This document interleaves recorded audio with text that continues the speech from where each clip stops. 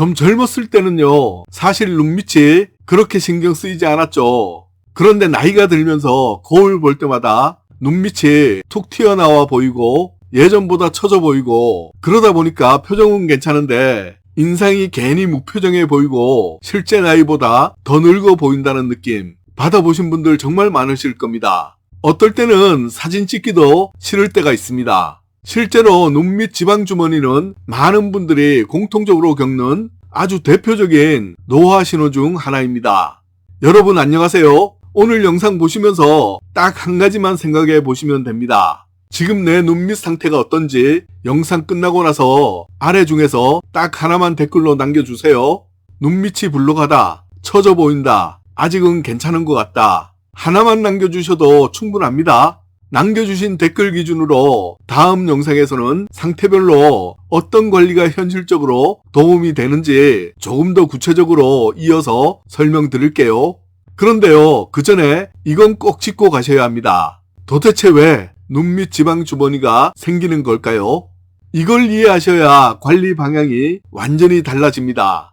눈밑 지방 주머니가 생기는 진짜 이유는 많은 분들이 이렇게 생각하세요. 살이 쪄서 그런가? 잠을 못 자서 그런가?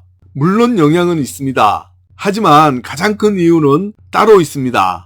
바로 눈밑 피부 자체가 너무 얇고 예민한 부위라는 점입니다. 눈밑 피부는 얼굴 전체 중에서도 유독히 얇고 자극에 약하고 노화 영향을 가장 빨리 받는 부위입니다. 그래서 나이 들수록 다른 부위는 아직 괜찮아 보여도 눈밑부터 먼저 처지고 불룩해 보이기 시작하는 겁니다. 그런데 문제는 단순히 피부만 얇아지는 게 아니라는 거죠. 눈밑을 받쳐주던 피부 탄력, 근육, 지지구조까지 함께 약해지면서 지방이 제자리를 못 지키고 아래로 밀려 나오거나 처진 것처럼 보이게 됩니다. 여기에다가 잠 부족, 짠 음식, 자외선 노출 이런 생활 습관이 겹치면 눈밑 지방 주머니는 더 빨리, 더 도드라지게 나타납니다. 즉, 눈밑 지방 주머니는 살 하나의 문제가 아니라 피부 탄력, 조직, 생활 습관이 겹쳐서 생기는 변화입니다. 그래서 어떻게 관리해야 할까요? 눈밑 관리는 한 가지 방법으로 해결하려고 하면 안 됩니다. 단계적으로 접근하는 게 가장 현실적입니다. 먼저 가장 기본적인 생활 관리부터 잠은 가능하면 하루 7시간 이상은 자는 게 좋고요. 물은 충분히 마시고 짠 음식은 조금만 줄여도 눈밑 붓기가 덜해지는 걸 느끼시는 분들이 많습니다.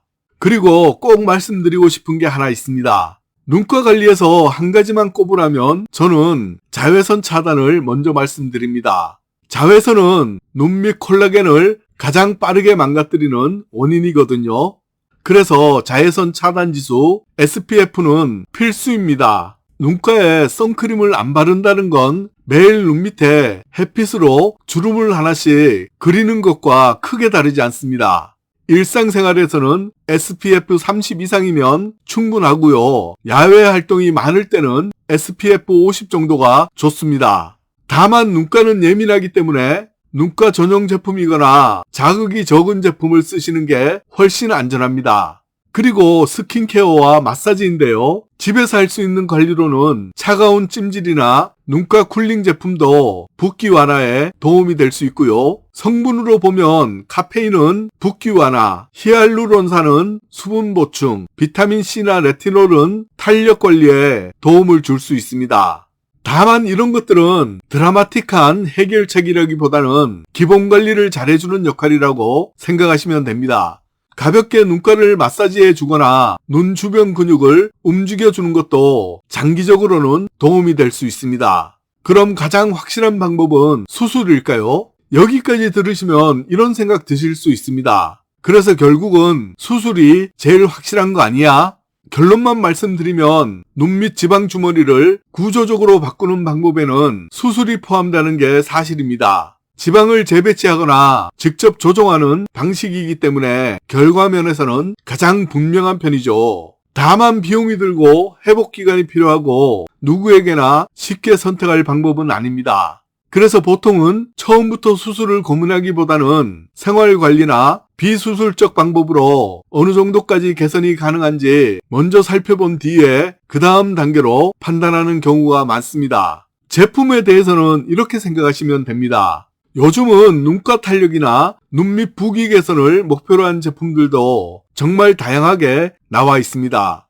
일부 성분이나 방식은 눈가 탄력이나 붓기 완화에 도움이 될 수 있다는 보고도 있지만 눈 밑 지방 주머니를 단번에 해결해주는 개념은 아닙니다. 그래서 이런 제품들은 기본 관리에 더해 사용하는 보조 수단으로 이해하시는 게 가장 현실적입니다. 결국 중요한 건 제품 자체가 아니라 지금 내 눈 밑 상태에 맞는 관리입니다. 오늘 말씀드린 것처럼 눈 밑 지방 주머니는 한 가지 이유로 생기는 게 아닙니다. 그래서 한 가지 방법만 찾기보다는 단계적으로 관리하는 게 가장 현실적입니다. 다음 영상에서는요, 5, 60대 분들 중에 나이 들면서 방귀가 예전이랑 좀 달라진 것 같다, 이렇게 느끼신 적 있는 분들께 꼭 도움이 될 수 있는 내용을 준비했습니다. 그냥 웃고 넘겨도 되는 경우인지 아니면 한 번쯤은 체크해 봐야 하는 신호인지 다음 영상에서 기준을 딱 정리해 드릴게요.